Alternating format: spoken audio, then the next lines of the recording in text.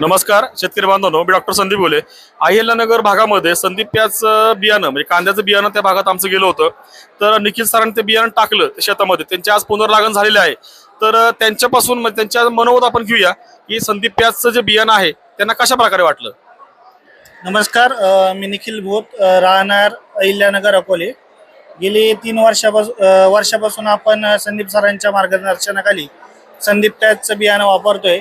याही वर्षी आपण संदीप पॅचचं बियाणं टाकलं होतं. जवळपास 3 किलोमध्ये जवळपास 60 ते 65 गुंठे लागवड आपण केलेली आहे. त्याचबरोबर आपण जे किट सर देतात त्याचा पण वापर करत असतो. आणि मागच्या वेळेस जो कांद्याचं उत्पादन घेतलं त्याची टिकवण क्षमता ही इतकी मस्त आहे आणि त्यात खराबी नाही काहीच. तर माझं एक म्हणणं आहे शेतकऱ्यांना की आपण एकदा तरी हे संदीप पॅचचं बियाणं वापरावं आणि याचं खातरजमा करावी. धन्यवाद. धन्यवाद सर.